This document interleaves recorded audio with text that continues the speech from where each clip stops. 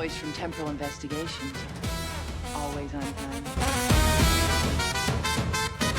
Edith Keeler must die. I could be destined to fall in love with that woman and become my own great-grandfather. Yes, Dr. Bashir, you are your own great-grandfather. I keep wondering if they did that. I guess Futurama came out after that, so I wonder who stole the bit from who. But welcome back, everybody, to another episode of Temporal Investigations, my Star Trek podcast, me being Chad Kirshner, and all of my fancy, mostly car journalist friends, though I've had some non-car journalist guests in here. But that's not today, friends. I am pleased to have two newbies here, so I'll also have to ask them some very important Star Trek bona fides before we get deep into it. Though, if you're watching the video version, Byron is, well, obvious. He's got his Lego Enterprise up on display. Though I promise you that Stephen is as much of a Trekkie, if not more, maybe. Who knows? But I've got some stuff up here too. I just it's not it's just off camera because I'm bad at planning. All right, so we'll start with Stephen first. Mr. Stephen Edelstein, he is an automotive journalist. He's based in New York, like proper New York, or not? You're not like city, White Plains, New York, for those who know. As it's known.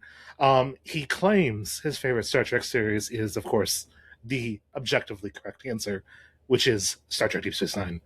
And his favorite character, he says, is Gene Luck Pickard, Mr. Patrick Stewart himself. I think that's a solid pick.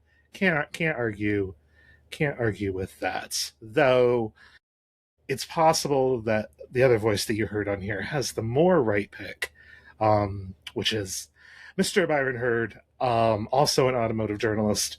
He's at The Drive, which we'll pimp out later. Stephen is freelancing at a bunch of places, so I'll have him give you a list here towards the end. But anyways, Byron, his favorite series is, again, objectively correct, Deep Space Nine. I think that's why we all get along. Most of my guests have also said Deep Space Nine, so I feel like that's like a real solid winner. Favorite Trek character, Elam Garrick, the plain, simple Taylor, and nothing else. For those who might be Elam Garrick fans, you need to listen to episode, I don't remember the exact number, but it is our Elam Garrick, I'll put the link in the show notes, Elam Garrick episode where I spent like an hour talking to Erin Marquis Jalopnik about her favorite character, which is also Elam Garrick, and some of the work that Andrew Robinson has done as his character, and some of the stuff that sort of like happened post that. So definitely give that a listen after you listen to this one, of course, because we are here today to talk about modern Star Trek, the newest of new Treks, the Star Trek that has officially killed Star Trek, at least for now, supposedly the wokest of woke Trek, Starfleet Academy, Season 1. But before we get quite into that, Stephen, how'd you get into Star Trek? Do you remember? I don't remember. So, like, it's kind of always been there. Yeah. People around me were always watching it, particularly I had an uncle who was really into it. So one day I decided to check it out. My era is sort of when TNG was going. Like, I'm actually as old as TNG, and so that's why Picard will always be my favorite captain. So that was sort of my gateway to Star Trek, even though DS9 is objectively a better series. And so, yeah, kind of snowballed from there. I just met other people who really like Trek, and it's been a great thing to enjoy since then. I think, and I've mentioned this, gosh, what feels like a dozen times now on this, but I'm both surprised and pleased with how many of the colleagues that I like, I should point out, the colleagues that I like that are also like either Trekkies that I knew about or like just learned about recently. There's a colleague that you would all know, I won't embarrass them on a recording, but who I had no idea, and suddenly we were on the RAV4 program, and you talk about Star Trek. I'm like, wait, what? Oh, this is weird. I'm a little confused. You make a good point, though, sir, about TNG. Like TNG is again is my home, quote unquote home track. Like that's what I grew up mostly on.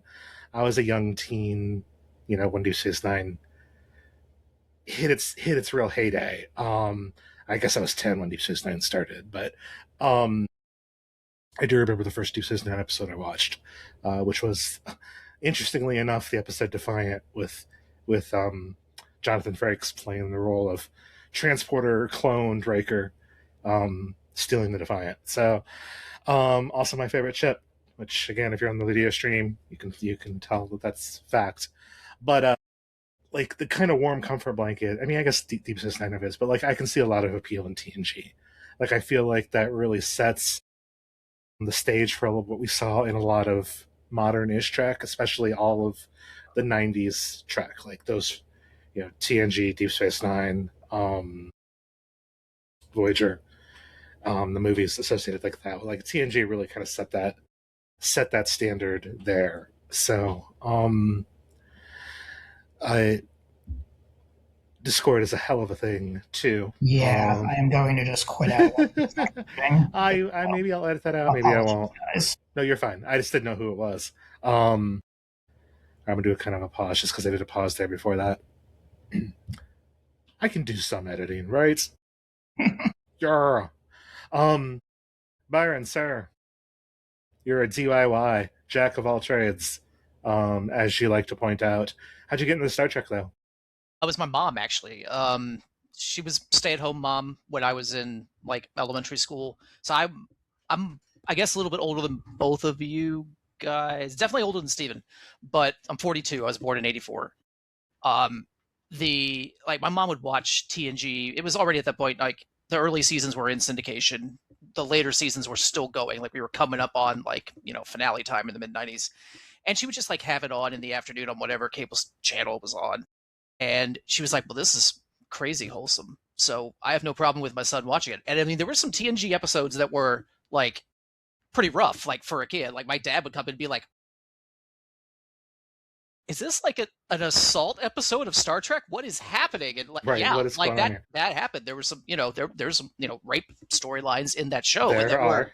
were difficult for like, a 9-year-old to be like, like that's just life. But yeah, so that's how I got into it originally. And like, so Trek really was my first series, but then like the timing for me worked out beautifully where I was like getting into Trek right as DS9 and Voyager hit. So I got into DS9 basically ground floor, and it took a big adjustment. I think it does for anybody who gets really enthusiastic about anything to expand that universe in any way. Right. Is that part of the theme tonight at all? Maybe? It will be. I'm sure. Just throw that out there. But yeah. But it took a minute for me to adjust to DS9, and then once I did, though, I was just like, oh, this is crazy good, and especially once we hit like the Dominion War timeline and all that. And so like that was like once we were there, I was all in and have been pretty much since. Yeah, for sure. Like those on rewatching, I don't necessarily think that Deep Space Nine's first two seasons were bad. Definitely not as bad as the first two seasons of Next Gen. Like TNG's first two seasons are terrible. There's some good stuff in there, but like as a whole, there was a clips episode. Like the season finale to season 2 was a clip episode. Like what are we doing here? Right. But there's some good stuff, kind of good story plot establishment stuff in early Deep Space Nine. There's some really bad stuff too. I mean, yeah, there is. And if you're really paying attention, like they sow the Dominion seeds pretty early on. I think it might even be season 2. Like it's pretty early. There's like one sort of like line that you could possibly interpret in season 1 as a Dominion reference. Yeah. But they're definitely planting the seeds far before the end of season 2. Which season 2, of course, is when the Odyssey goes to the Gamma Quadrant and gets its butt kicked. Which just a rough. It's the Hindenburg of Star Trek, I think. Yeah. Well, so like it was supposed to be. I know we're not talking about Deep Space Nine here, but like it was supposed to be a big deal. The reason why they made the Odyssey a Galaxy class ship was, like, I think Ira Stephen Bear wanted it to be the Enterprise. Like I think there was some sort of like desire to really make that almost a best of both worlds kind of ending, to be like, holy crap. And of course they were not allowed to touch the crown jewels, which was the Enterprise. They had a movie franchise to protect too. They had a movie franchise. Yeah, they had to blow it up later. Yeah, they have to blow it. Yes, right. They have Yeah. to blow it up later. Yeah. But they still went with a Galaxy class ship, and I think up until that point we were all supposed to think like, no, there's like only 12 of them, and they're this big, massive whatever. And in like kind of hindsight, it's kind of funny because it's one Galaxy class ship and 3 runabouts, like, and somehow the runabouts are holding their own with, you know, like it's very like, don't ask too many questions. Yeah. We assume also, like the Dominion's not really familiar with the Federation combat capabilities yet. They're not really going all in. Maybe they're not fully committing, just in case. Right, yeah. Well, I mean, they committed to the fullest because they did a kamikaze run to destroy it. Which the thing is funny is like they were able to establish as then that Dominion weapons can penetrate shields without an issue. So Captain Keogh makes an order to stop sending power to the shields and send it to the weapons to hold out longer, to save Sisko and his kid, which I don't really necessarily think that's worth sacrificing even the skeleton crew on the Odyssey about. I wish we'd have had more backstory though with Dax. Like I think the one thing that like I'd like to see as either like a book or a short story or something like that is, why is Captain Keogh and Dax's relationship such like this real smart kind of thing? Like they make it try to sound like, oh, that they've got history, and they talk like they have history, like recent history, like Jadzia history, not Dax symbiont history. And it's like, okay, whatever, because it's but like his character also, like, you don't really think he's a smart ass either. Like he makes a sarcastic comment about, you know, abandoning non-essential crew, but it's weird. I don't know. I'd like to see a little bit more there, but they're still trying to get the view. Also, the one Vorta in that episode, she has telepathic powers, which we never see again. So pretty typical, though. I mean, I do like how they resolve the story, which is Quark being the most annoying person is the one that realizes the collar was fake. Like Quark being Quark solves the mystery, and the kamikaze run on the or not on the Enterprise, but on the Odyssey. Like, you know, I think O'Brien's like, well, why did they do that? Like they were retreating. They were running. You know, and Sisko's like, well, it's proving how far they're willing to go, and I think that's powerful. I think that's a real powerful ending. But transitioning, because we don't want to, we should just talk about Deep Space Nine for a while, but we won't. Yeah. Well, I mean, we'll have an opportunity to in a minute. We will. Oh, yes, we will have to talk about that. But the most recent new track, I would make an argument that the first season of Strange New Worlds, the first season of Lower Decks, the first season of Prodigy, if you guys watched it, and the first season of Starfleet Academy, were all good. Like, objectively good. And you don't have these early stinkers. Like, yes, you had 24 episodes in 90s television storytelling, but like they've been all, like, maybe not all have been bangers, but overall quality of the seasons have all been excellent, including, I think, the first season of Starfleet Academy, which I guess overall, like at a real high level, what'd you guys think of the first season? Or what'd you think going into it? How much did you know about the show sort of before you watched it? Did you watch it right away, or did you wait till, you know, you heard some feedback? Like, I don't care who starts first, but like, kind of like, what was your initial takes on it and going into it? Overall, I really liked it. I think more than I thought I would going into it, because quite frankly, I'm not a huge fan of the 32nd century stuff. Same. And but yeah, this actually turned out to be really good. It's very funny, which I appreciate. All the actors are very good at looking at stuff that's not on the screen and pretending there's something there. Very important skill in any Star Trek show. Well, and because it's supposed to be a younger focused cast, they're all not unattractive to look at either. They're all pretty young people. So, This is but go also on. but which kind of adds to the YA element of it, though. But I don't know if I would think of it being truly, I guess, YA. I wouldn't call it that, at least in the derogatory sense. Like I would definitely look at the positives of something like a show like Buffy, which tends to be very much well loved and is very much, YA. I feel like that's the case here.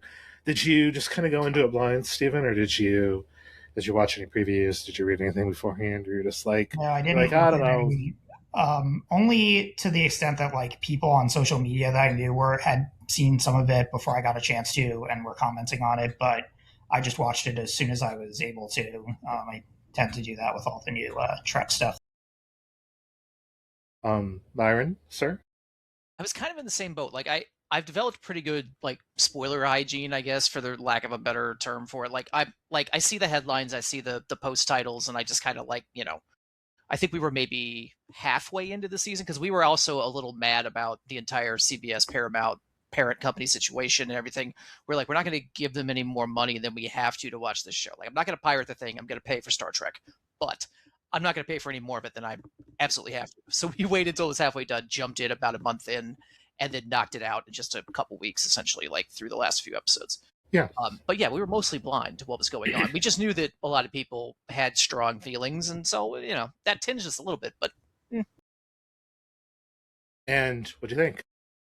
honestly, like we really enjoyed it. Like, and I think having all of those negative impressions out there probably helped a little bit because honestly, we're just in that position to be like, well, if this is really terrible, we can just bail out. It's fine. Like we just felt very low stakes about it. I thought maybe you were being like countercultural. If everybody is like hates this, well, it's got to be good. I mean, no, I've learned my lessons on that on certain things, but no, because and we just kind of went in thinking, look, like it can't be Section 31 bad, and no.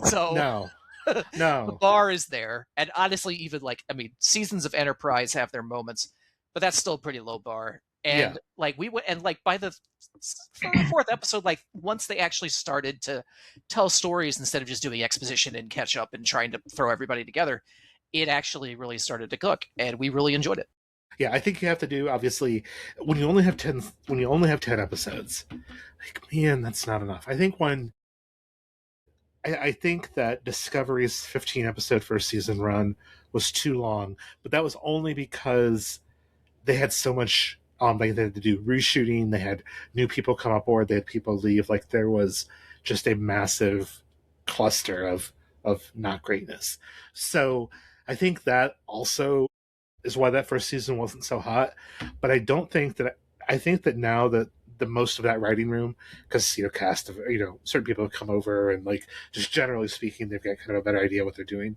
I feel like that is now that they have their sea legs or their space legs, I guess. 10 episodes isn't enough. It's not. It maybe doesn't need to be 15, but 12 or 13 probably would be better because you have to do so much character establishment early on, and then you have to do so much furniture moving to get to your end of your story that you don't have a lot of time to actually tell the story. Like Paul Giamatti appears in the opener in the premiere. He appears halfway through the season, just after halfway through the season, and then he appears at the end. And I love his character. I think it's not only well acted, but I think it's well written. I think it's perfect for him, knowing how he feels about Star Trek and Star Trek characters. But you don't get quite enough, and I think that can be in some ways to the detriment of the series. And I think that's where you get kind of that very early on, like we've got to know, and it's an ensemble cast too. Like we can't just learn about Captain Ake or Nuspraka. Like we have to learn about not just one cadet, but a group of cadets because it's an ensemble cast, and we've got to give each one of those ensemble casts some sort of like time to establish themselves. And I think all things considered, they did a pretty solid job. There's the one episode feels really kind of out of place, storytelling wise, which is when they go on the mission where the ship explodes, or where the weird where the Furies show up because news tracks them, whatever, and those people die. And then the next episode is the marriage episode, and then the next episode is the grieving episode. Like, those feel very out of order, disjointed. Yeah.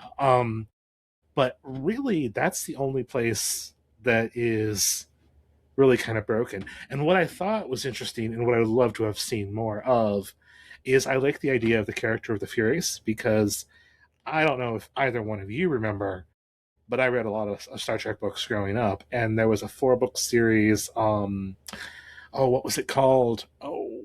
Invasion. Yeah. It was a cross. It was across all 4 TOS, Next Gen, Deep Space Nine, Voyager, and they all dealt with this race, the species known as the Furies, and they took a little bit of some liberties with the TV canon, which is absolutely fine. Like, I don't necessarily consider books canon per se, though a lot of modern Trek has pulled from the books to make it canon. So, overall, though, like, I think that's the only real kind of like issues. And I think that before we even start talking about like individual episodes or the pushback from Stephen Miller of all people about it, I think that there were a couple other things I want to hit on, like, kind of series wise. So in the writers' room, one of the writers is Tawny Newsome. Tawny is the voice of Beckett Mariner on Lower Decks, and is shockingly Trek knowledgeable, like at an insane, ridiculous, like our level, probably worse kind of thing. Grew up watching Star Trek, watching Deep Space Nine, and we're going to talk about that very specifically about episode 5. But like, when I knew that she was helping write it, I don't think she was the head writer. When I knew that she was going to be in that writer's room, I felt pretty optimistic about the show, because what's great, I think, about modern Star Trek is the people in the writers' room grew up watching Star Trek. So if you look at something like Lower Decks, which could have been terrible, like it could have been very, very bad, and it wasn't, which shocked. I mean, it shocked me for sure, because it was done with love and it was done with care. It wasn't just getting canon stuff right or inside jokes or things like that.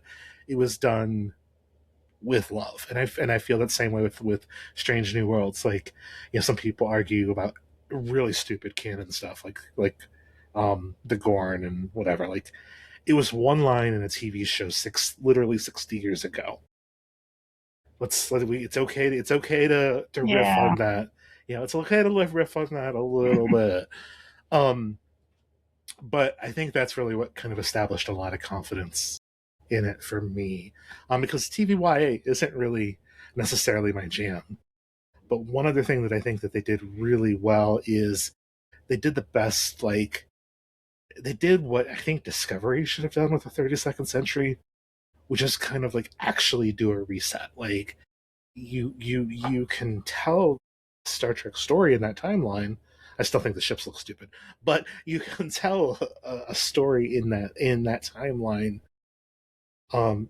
not tied down by canon, because you're so far into the future. And I think that, like, with Starfleet Academy, like, you could follow these cadets through the academy, and I think you can do some real interesting stuff. And some of that is benefited not because it's the 32nd century, but because it's not the 24th century. So I think overall they were kind of on the right track. That being said, let's who has a favorite? All right, who has a favorite episode of the season that wasn't episode 5, the Deep Space Nine episode? Oh boy, you can't. That one's off. That one's off the table.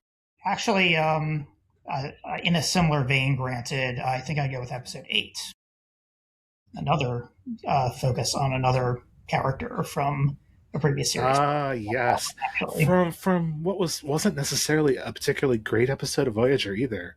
Like, it Mhm. was definitely a throwaway episode, which is the episode, for those knowing, it's the Life of the Stars, where the Doctor has to go be a parent to one of the cadets, in a very Star Trekky way, even with light aliens too. Like, that's total original Mhm. series, glowing light aliens, so Mhm. awesome. But a real kind of throwaway episode of Voyager where it was where the Doctor experimented with having a family, and what we didn't really understand then is when his his child dies, holographically dies in that episode of Voyager, kind of messed him up, which it should, but with the um episodic nature of television storytelling at the time, you can't have those repercussions. You still, like, Voyager was very episodic, like TNG. Deep Space Nine was the one of the first serialized storytellings in TV, period. So you couldn't really kind of explore that. But 900 years later, in universe time, still kind of messed the dude up. Yeah. And I think that episode is very well done, very well written. Robert Picardo does an excellent job there. They teased it kind of through the whole season because he kept wanting to avoid Sirius Acclamation Mill, or Sam, as she calls herself, the hologram character. But and he's kind of a jerk, like a straight up jerk to her at some point. So it's like, why don't you? Some of it's a little hand wavy shorthand. I kind of wish they would fleshed it out a little bit more. But basically, it's because he didn't want her to get attached to him. He didn't want to get attached to her. So Byron, this is a draft, so you can't pick that one either. You can if you want. But like I just said, I think it's safe to say that episode 5 is probably going to be all of our favorites. So, because all of our favorite shows are Deep Space Nine. So, any other ones that season, including the other one, you could say like, oh, hey, this really did it for me. I really liked this. Well, I honestly kind of enjoyed the way they resolved everything in the finale. Like, I mean, they had to do a lot of tie up, and it's just loose ends. But I mean, it was honestly, there were moments when I was turning to my, I was like, this is really like satisfyingly subversive, because like, we don't have to say who anybody might represent or might not, but No, let's just say if they had megaphones, you'd hear it pretty loud. Like, I mean, yeah, wow. I mean, But Star Trek's never been subtle. no, no. No, And clearly they get the message out, because it's upsetting certain people. Which the people that yeah, but the only thing that what I liked about that final episode, and sort of the conclusion of New Sprockle's kind of storyline, is he became this jerk because he thought that his dad was screwed over by the Federation. Turns out his dad killed everybody on the colony. Turns out. But Byron, I wanted to ask you a little bit. Obviously, there, I think, are some Alex Jones parallels drawn there. If not, maybe some other.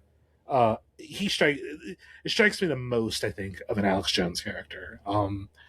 And do you think it was a little too much when he was starting to say like, oh, the revolution will be televised, and like the whole TV aspect? Did that seem a little sure too it was campy? but that's also, I mean, I feel like it's Paul Giamatti in this It character. You've kind of signed like it's like you sign, like, you got Jim Carrey playing anybody.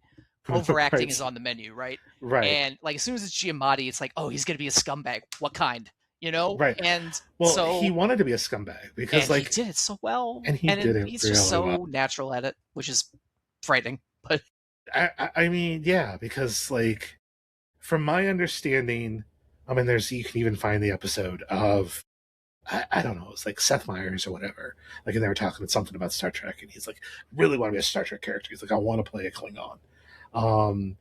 And the showrunners got a hold of him and said, "Hey, you want to be in Star Trek? What do you want to do? Like, is there any? What would you do if you could be in Star Trek?" And he's like, "I want to be a Klingon, and I want to be a bad guy." And they made him half Klingon. But what I want to go back to is I think half Klingon, half Tellarite is like even better because he has the strength. He has the strength of a Klingon, but he has the he's got the of a Tellarite. Yeah. Like it's so just it works. And he chews so much scenery. He does. Oh man, does he? It's wild. Yeah, and but yeah, like that final episode, I think really kind of. If there wasn't going to be another season, and there will be, they've already filmed season 2. But like, if there wasn't going to be a season 2, like there is a decent, I feel like a decent tying up, loose ends. It didn't end on a cliffhanger. No, stay tuned. But and for all the like over the top theatrical stuff with his character, like I have to say, like I'm a big fan of the TOS movies. I really enjoy The Undiscovered Country, in which we have Klingons quoting Shakespeare Oh, in just space about. battles. Mhm. it's so great. The bar for jerks in Klingon makeup saying weird crap that only humans in the 21st century should get, pretty low. We're good. But- I'm not too worried about it. But scenery chewing. Oh Like man. Christopher Plummer. Oh, he like was. he set the Fantastic. bar. Like Yeah. like there's probably some stuff in TOS that you could say, like especially with the Klingon characters, Kankor and Koloth and the folks that played them, there is some grandiose Klingonness in those episodes, especially Trouble with Tribbles. But like it's taken to like the nth degree when you put Christopher Plummer on there, who's a Shakespearean actor, who also William Shatner was a Shakespearean actor, and didn't really like that he was being outacted. Because Plummer's just having so much fun. Like you watch that, and you watch it with a sort of a little bit out of universe, like with a more critical eye. You can just tell he's having a blast. Like the guy's just having fun. He doesn't care. He doesn't care if his credits are on this movie at all. I mean, they are, but like he doesn't care. He's there doing Shakespeare, which is what he loves doing, while just chewing through some scenery. And Paul Giamatti, like, I don't know if that was his inspiration, but it feels like he watched The Undiscovered Country a lot before deciding this character, because it again, this idea of mixing all of like the really cool traits of a Klingon with all of the very unique traits of a Tellarite, and what does that look like together? And I really feel like Paul Giamatti delivers. Boom. And as a villain, I think, like, yes, is it a little comic booky? Is a little mustache twirly? A little bit, just because of how much scenery he chews. But it doesn't feel inauthentic Yeah, it's like either. we're here to be entertained. Yeah. And I was at one point, did he say, "Are you not entertained?" Like, I feel like, Yeah, I think it might have actually. it's so good though. And the having him bounce off of Captain Ake, I think is really Holly Hunter. Sorry, I forgot her name, but like we're talking. So Paul Giamatti and Holly Hunter, like mainstream A-list. Like I believe Holly has won awards. Are either of you fans of Community? Like I literally there's a line in that show where Abed's like, I think of someone safe, like Holly Hunter. Or no, I think actually it's Troy says it to Abed, like think of someone safe, because he's having one of his breakdowns. Like, and like it's like literally when I saw she was cast, I was like, oh, we're gonna be fine. And I was like, oh god, Community got me. Like it's in there. Yeah, you're gonna be fine.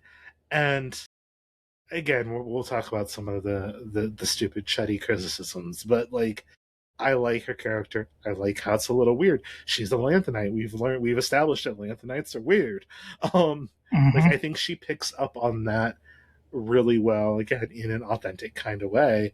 And her chemistry. Lanthanite college chancellor too. That's like maximum weirdness. Yeah, like it's yeah. And her chemistry with Paul Giamatti, especially. Like, I think she's got good chemistry with all of the cast, especially trying to take that, advisor role, but also a mother, but not your mother. I like at one point Caleb says to her, "You're not my mom." Like, I like that he draws that line at some point. But the chemistry that she has with Paul Giamatti, like, it's so good. Like, it is legitimately good stuff. And yeah, um, I don't know how you get cast that good. Like, I mean, I do. You offer them money, right? But like, I don't think Paul. I think Paul probably would have done it for free, as much as of a Star Trek fan, as he is. And we get to see a little bit of some of Discovery people's carryover.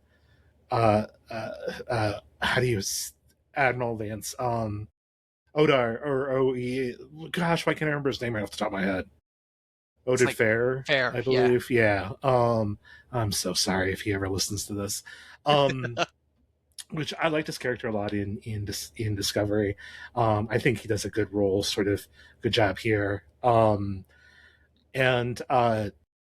we do see Tilly in one episode. I kind of feel like we should have seen a little bit more of her, though her explanation is she's like, this isn't Discovery. Look, I don't want people to think it's Discovery. But there was some other, obviously, Discovery tie-ins, I think, just with the whole 32nd century. Yeah. I would have liked to see more of Laura Thok, which was the Gemini Klingon hybrid, which I don't know how you get that. I don't care, because it's interesting, but I don't know how you get it because I thought that Chemitar were bred to not be able to reproduce. I mean, so you would have had to have done. You would have had to do some. I mean, I guess at the end of the day, what really matters is that life finds a way. Yeah. But I love that she bleeds Ketracel white. That makes sense. When you see her bleed, she bleeds white. You're like, oh, okay, well that's interesting because Klingons don't. And of course then Tig Notaro as Jet Reno. Gosh, she's so good. I know. I was really glad that she got to be like a recurring character. Not that I didn't also like Tilly, but yeah, but she's just Tig Notaro's funny in that very dry, sarcastic kind of way. Yeah. And you put her in the role of where she has to like teach students, like it's perfect. It is. And of course Robert Picardo, which we talked about, and then Stephen Colbert was the digital genius students, which was still a little weird hearing Colbert's voice on the regular. But let's talk about the episode that I was like eagerly awaiting. Like, I knew there was going to be a Deep Space Nine episode, and then I saw which one it was going to be. I'm like, come on, let's get the Deep Space Nine episode. Episode 5, Sirius Acclamation Mill, is the story about Sirius Acclamation Mill, Sam, and she decides, which I think rightfully I could see a college kid doing this, just being like, oh, well, nobody's figured out what happened to Captain Sisko at the end of Deep Space Nine. I'm going to figure it out. And that seems like a very non-experienced kid who would say, oh, they haven't figured it out in 900 years? No problem. I'll solve this on over the weekend. So, with an instructor who we'll get to at the very end, but and goes out on this journey. She goes to the Bajoran Club and asks what happened to the emissary of the Prophet, and she got kicked out. And what's weird is you don't really see Ben Sisko's face through a lot of the stuff.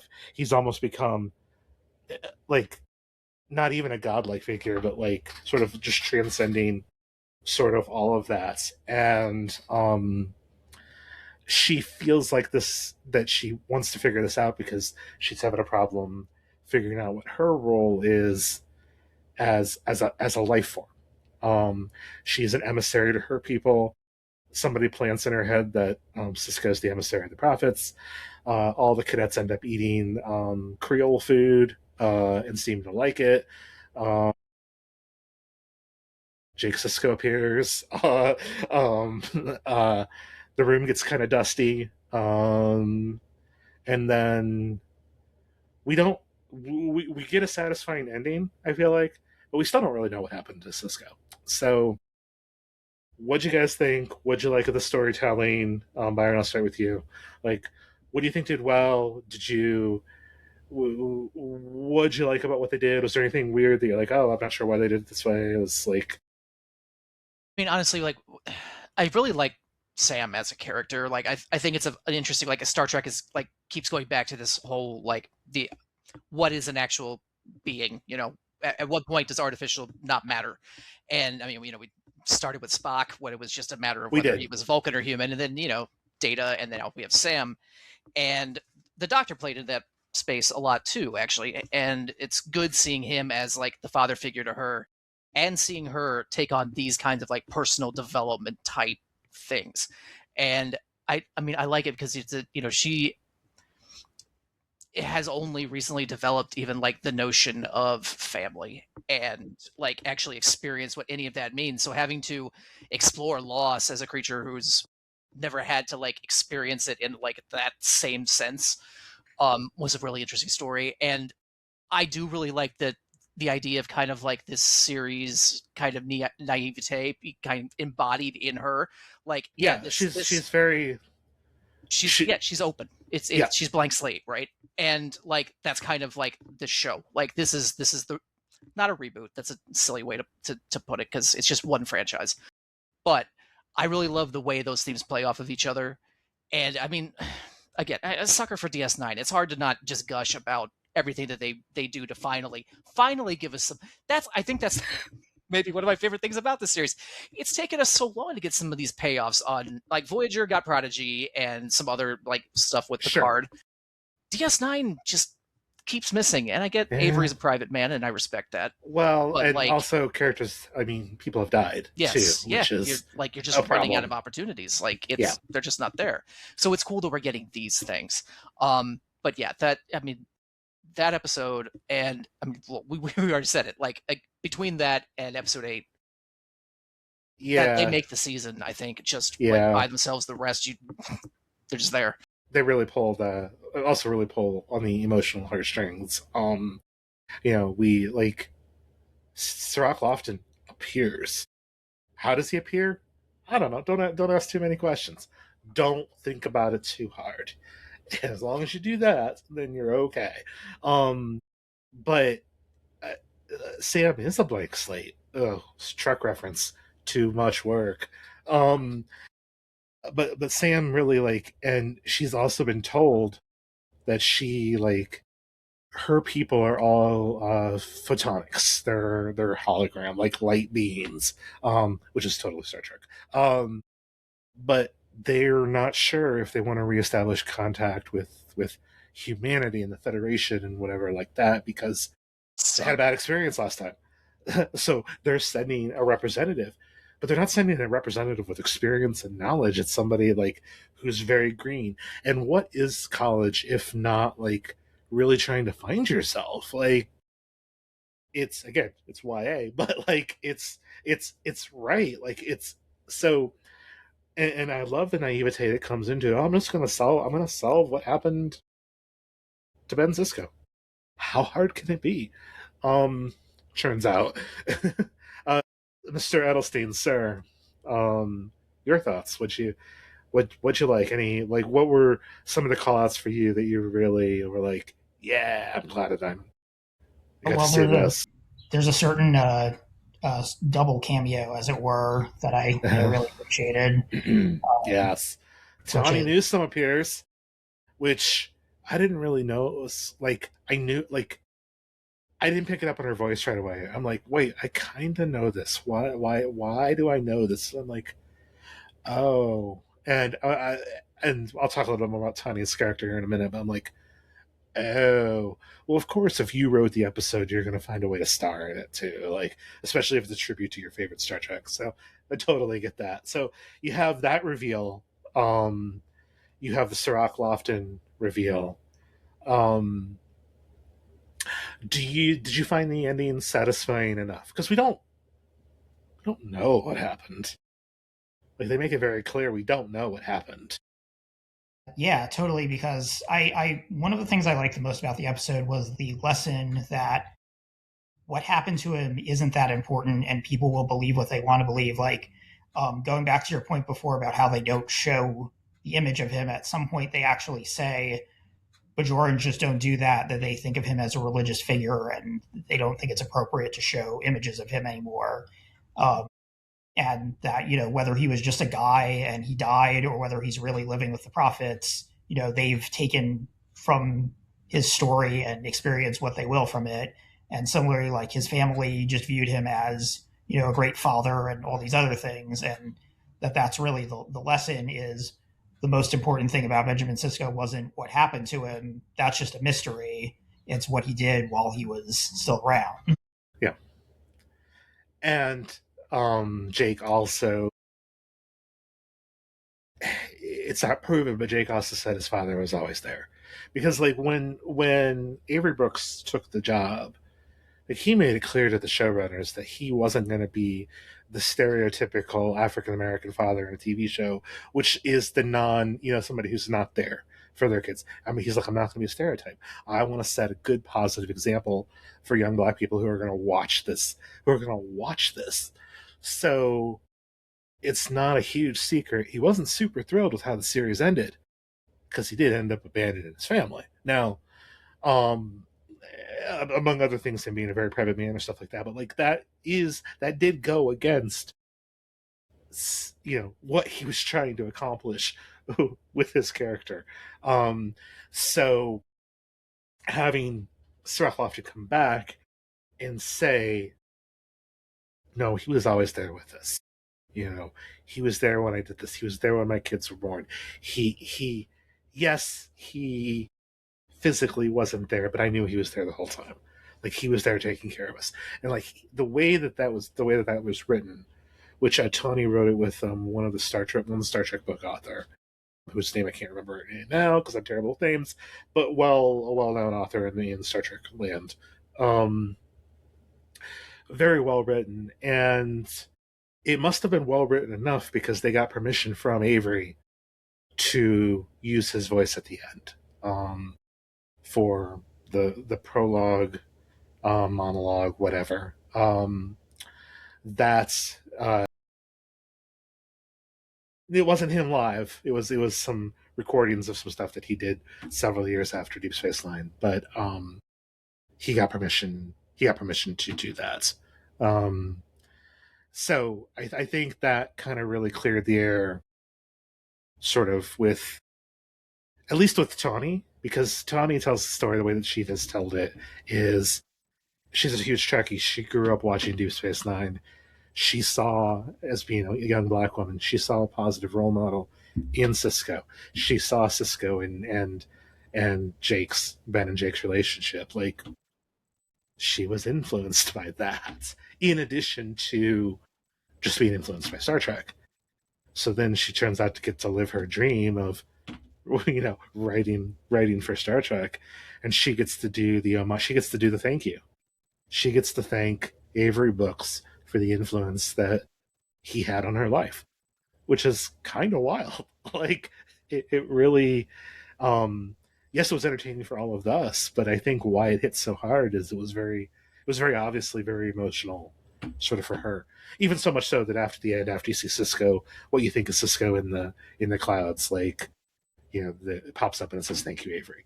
Almost like Avery's dead. Avery Brooks is not dead. Yeah, I thought that was a little weird, actually. Not gonna lie.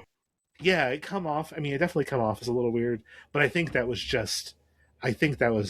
Tawny thanking Avery, and not the fans thanking Avery or Star Trek thanking Avery. But yeah, it's kind of wild. Like I said, There. All right, so now we need to address the elephant in the room. Seems like people on the internet didn't like this series of Star Trek. Now, everybody whose opinions that I care about all seem to like the series of Star Trek, but overall on the internet, it seemed to not do that. So much so that Stephen Miller assistant to the president of the United States, went out and called Star Trek too woke and suggested that William Shatner should come back and run Star Trek and make it less woke, which makes me think that he has never seen Star Trek. But also, then there was also another thing that the White House did with the Secretary of War, Defense, Secretary of Bros,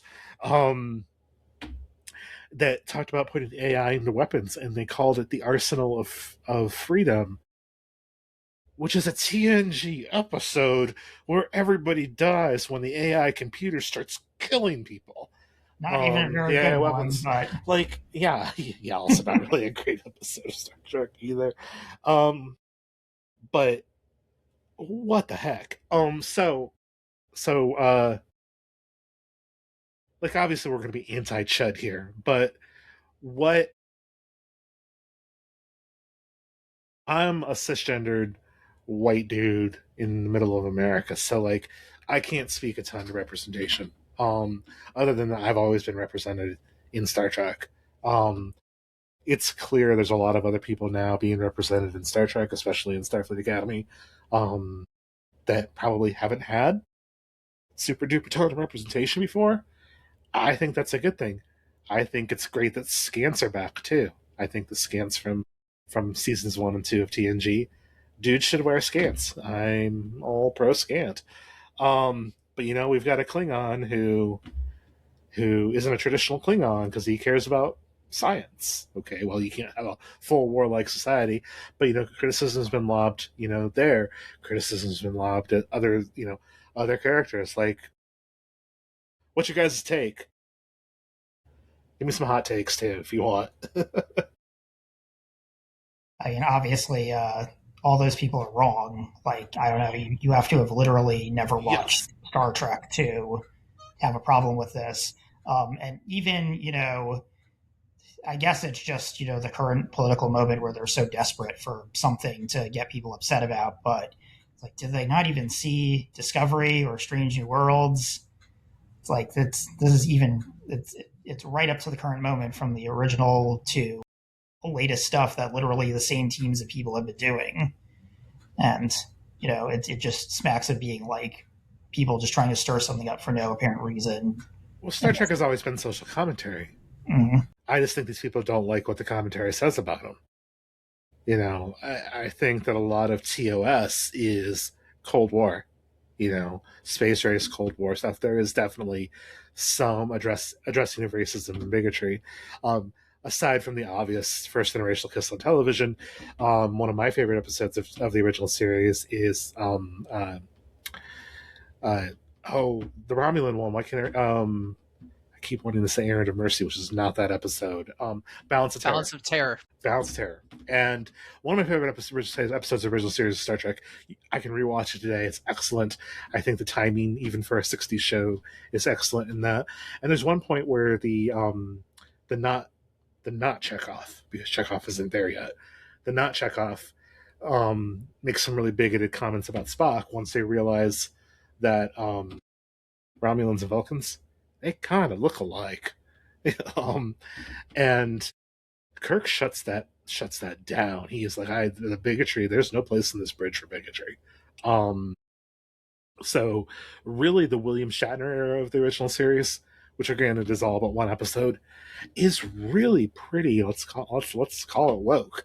I think that's our friend Robbie Baldwin on the first episode of this podcast basically said, like, if you took the wokeness, like if you sort of adjusted for wokeflation, which is something that I'm like talking about here, like, and you aired the equivalent of how woke the original series was to the time, you would have Star Trek that's way more quote unquote woke than what Starfleet Academy is or what these shows are. Because again, the representation available now is extremely important because more people need to get into Star Trek because it's great. But it would be this is tame compared to what the original series was in the late 1960s. Yeah, I mean, But people listen to Rage Against the Machine and they think it's about their parents. Like, do you not hear the lyrics? So Byron is another Midwestern cisgendered white dude. Hi, hello. Steven is the yuppie. He is the New Yorker. Yeah, that's true. Yeah, the White East Plains Coast New Yorker. elitist. Sorry, everybody. Yeah, the New York elitist. He doesn't know what it's like here in rural America. Right, real America, real America. But like, is there? I know the answer to this already, but do you even notice this when you watch it? Like, I mean, there are definitely moments where I'm like, oh, I can understand. Like, what? Like, this is going to be like the puking glitter moment was like a pretty big. I was just like, okay, that's gonna bother some people. Yeah, Someone's not gonna like that. But like we were talking about before, like the whole problem with modern television. Well, one of the many problems with modern television, everything being so condensed. Like we don't have 22 to 24 episodes. My wife is rewatching the original Beverly Hills 90210, which a couple of seasons of that go like 28, 29 episodes when they were really raking it in, you know? And so like back then you could do 8 woke episodes in a season and they would just kind of like, you know, the message would, and like TNG did that, and DS9 did that, Voyager did that. I mean, poor Tom Paris and Catherine Janeway, they had a very woke episode. And like just among many things, but like you know, like these things were always there. It was just the saturation level was much lower because we had more content, and it's which is also how the bad content, like you kind of forget it. Like exactly, like you can have stinkers when you know you're gonna have, you know, I think that like, okay, the glitter, like, hey, whatever, I don't care. Like, is it a little silly? Sure, but Star Trek is silly. Star Trek is funny. It's supposed to be funny. It's supposed to be silly. You're not supposed to take it seriously. Like, I take canon pretty seriously. Like, don't get me wrong, but like, it's a TV show. And I think a lot of ways, I think really what kind of changed my perspective, I don't know how long ago this was, but I was listening to a podcast or something, and they kind of talked about like the 2009 reboot, the Calvin timeline stuff. Like, you kind of got to view it like Shakespeare, like performers of Shakespeare. So it's not the original Klingon kind of thing, like, right? Like it's this person's current interpretation of Hamlet or of King Lear or whatever, right? And so it's okay that Captain Kirk in 2026 is not the same Captain Kirk that was in 1966. Gosh, 60 years. You know, like, that's okay because you can kind of put your own spin or your own take on it. And I feel like Chris Pine did that. And I feel like can't remember his name now, who does it now, is trying to do that. And I think it's fine. Like, I don't, it doesn't, so what if somebody pukes vomit, right? So what if characters are wearing scants? Scants are canon, dang it. But like, it like some of the stuff, like, what matters is that not everybody on Star Trek looks like me. That does matter. And while it doesn't matter to me in the storytelling process, it does matter to me that the writer's room is full of people who don't look like me, along with people in the cast who don't look like me. Because you can tell better stories. Like, you can tell more interesting stories. And I'm here for, Star Trek has always been about the stories you can tell. And I think Starfleet Academy still does, because there's another season left, but has potential to tell some interesting stories that we haven't yet experienced in the Star Trek universe, right? Like, and I think now that the writers' room had found its sea legs, like, I feel like we're kind of ready now. Like, let's keep going. Let's get this stuff going. And then, of course, the Ellisons killed it. There's currently no new Star. Now, what's interesting is the Ellisons have been part of Star Trek since the 2009 Kelvin reboot, so they know there's money in Star Trek. And he also knows that Star Trek's been kind of woke. Like, I'm sure he knows what comes out on his streaming network. Like, so I don't know why Starfleet Academy was canceled. Maybe the streaming numbers really were pretty bad, but I don't think that's the case. And that's a loss. I think that's a loss. I think that it's a loss that there's currently no new Star Trek in production, in active production. They're doing post production for Starfleet Academy season 2, but that's it. Like, that's it. This is the longest we've ever gone without a Star Trek movie, too. To be clear, in the history of Star Trek, like, we haven't had a movie since what, 2013, 11. Uh, 09 was 9 was the the first. first. The And second one 10, was 10 or Dark. 11 was Yeah. 12. was the one that should have never been made, and then Beyond came after Yeah. that. Beyond was Yeah, so- 2016, I think.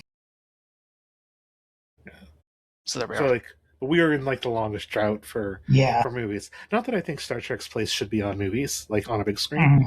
Like I like seeing it there, but I think that you get better storytelling through 10, 12, 15 through 10, 12, 15 episodes. And I think Star Trek is made for streaming.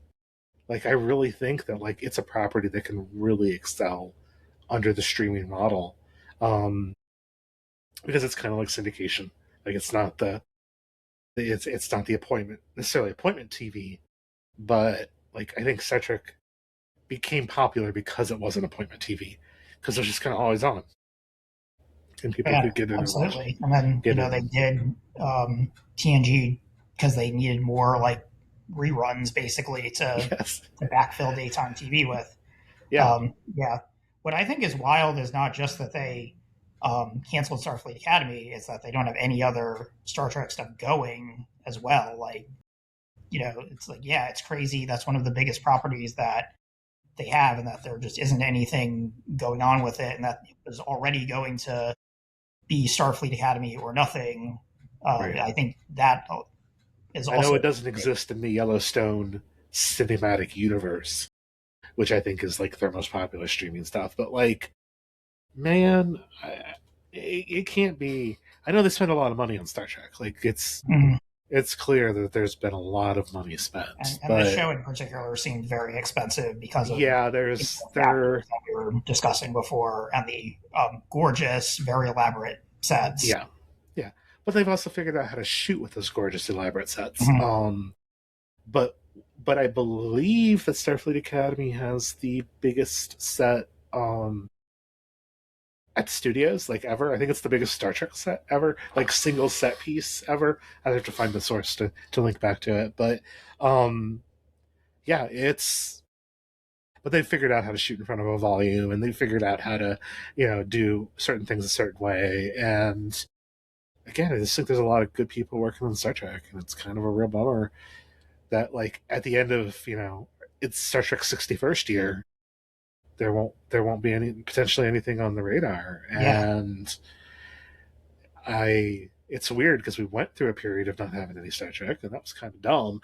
And like and I'm not sure if the way Discovery brought it back was the best execution, but it was plagued with problems that were sort of out of a lot of its control. And Picard, they were still trying to figure some stuff out, and I don't think it was as much of a hot mess as some people, but like it had some issues. But then Ensign Mount and his giant bouffant hair, That's right, shows up as your space dad and like nails it, and that whole cast nails it. And then they're like, "Oh, hey, we're gonna try something new. You know that guy that did Rick and Morty? What if he did a Star Trek show?" And you're like, "Wait, what?" But then he also did the TNG season 8 Twitter account. So like, you're like, oh, he must know something. But then you get a decent cast. Like you get like kind of a Jack Wade. I mean, what are you gonna do, right? Like you have just this kind of rock star kind of cast, and then you just nail it. Like you just nail it, and then you get ambitious, and you're like, I got an idea.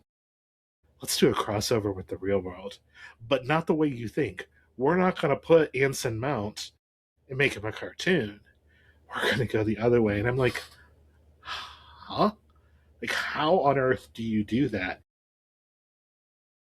And it worked And out pretty well. you give Boing Boing's purple hair, and it just worked. And they did a musical episode, like the Buffy musical. I'm like, oh wait, like, and it worked because you're like, oh, and then at the end you're like, oh, the Klingons going to be Klingon opera. No, it's K-pop, which was the right twist. Like that was the right twist for that show.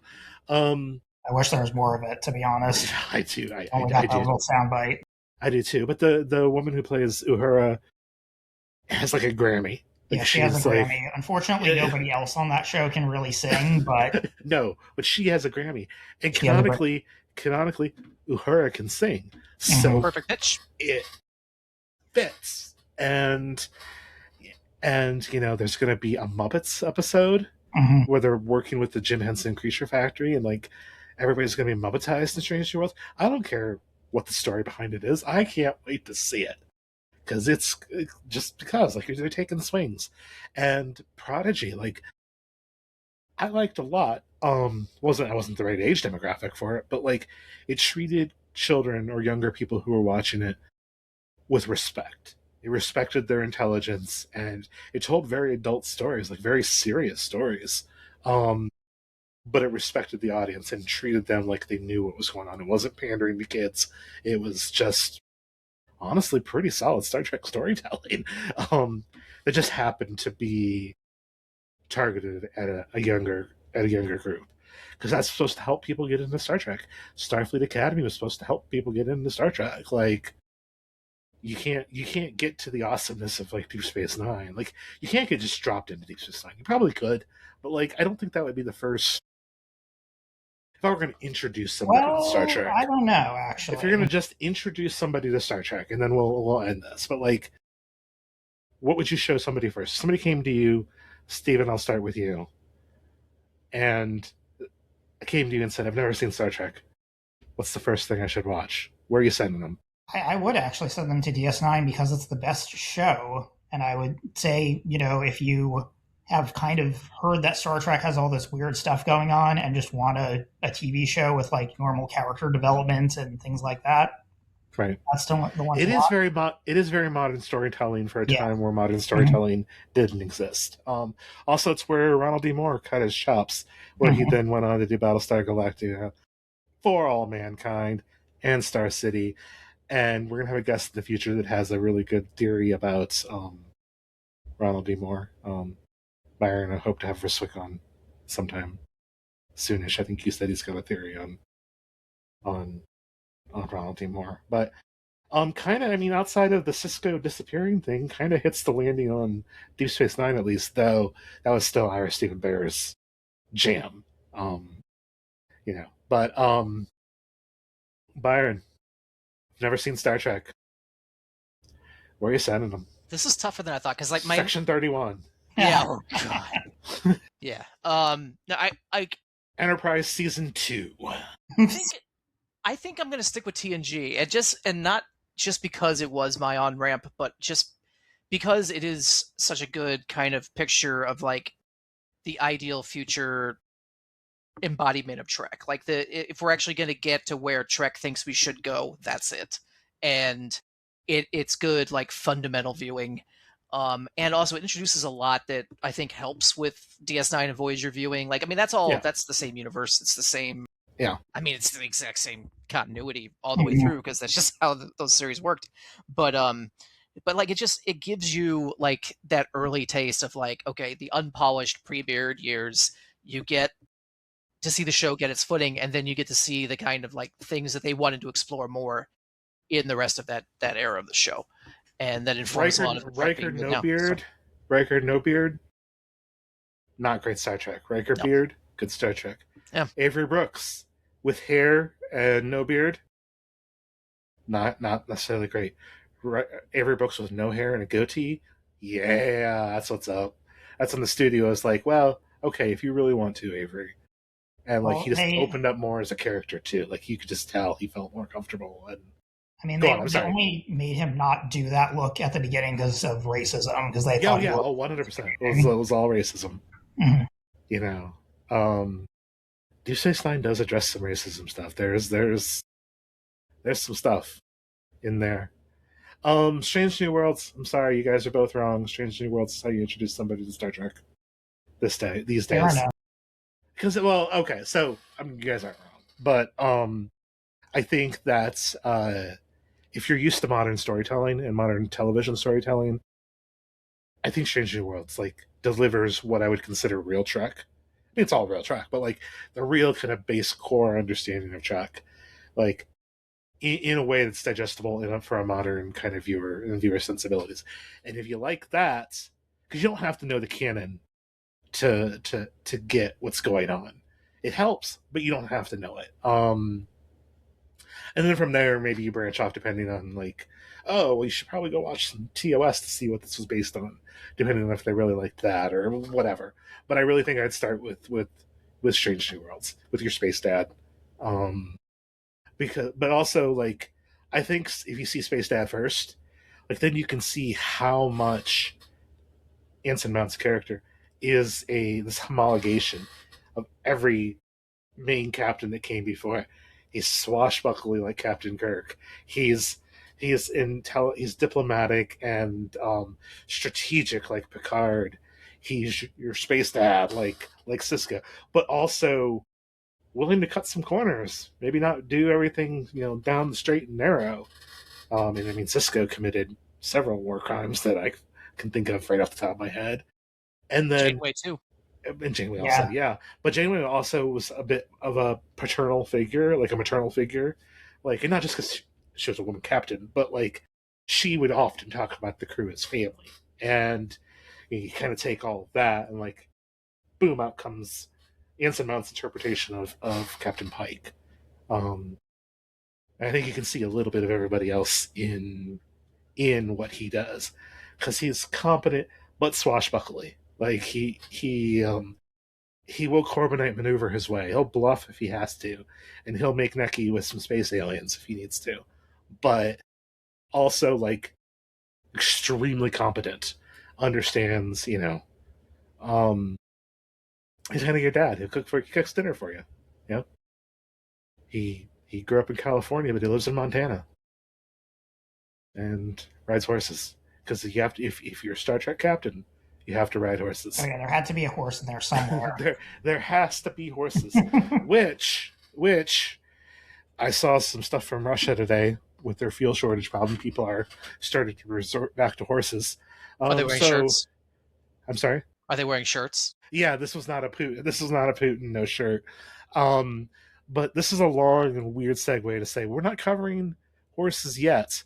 But Byron, tell people what you do during the day and how they can find you, and probably pimp that podcast that you do with Joel. Yeah, well, so I write for thedrive.com. I'm part of the great team over there, the newest member of the team still, along with Joel. We both joined about a year ago. That's actually about 18 months. Weird. No, not even that long. No, it's just been over a year since Joel Feder and I joined the Drive.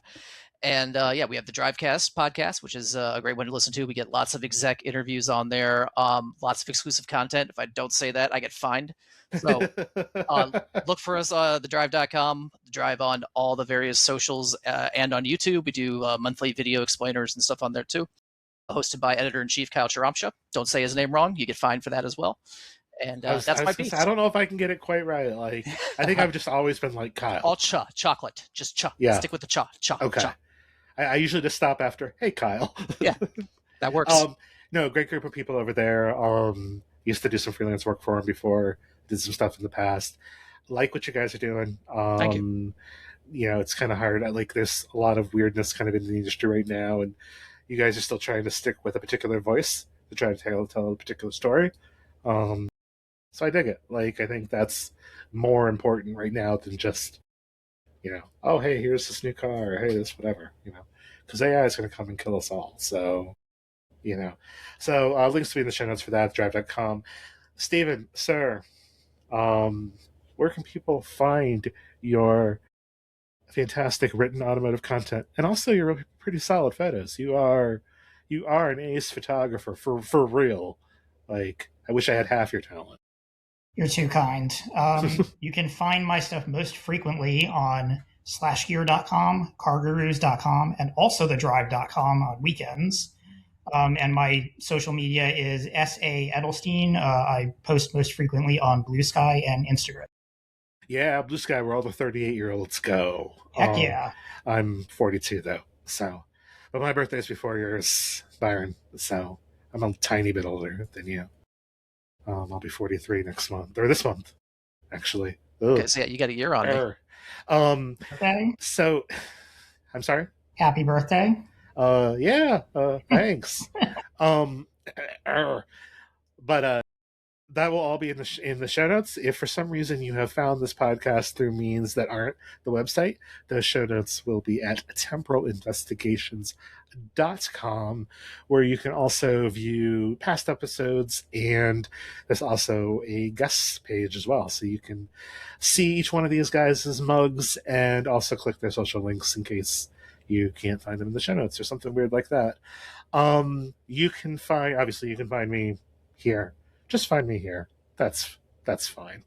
I've been doing some work with Jalopnik and Ice Technic and stuff, but that's not really important because you're here to talk about Star Trek, and hopefully you'll stick around. I just want to say there's been a little bit of gap in recording. My bad. Some stuff happened. Didn't have the mental capacities to sit and talk about Star Trek for a while. So trying to get back into the swing of things. And I'd like to thank you guys both for being here. I don't have a sign out, so hit it.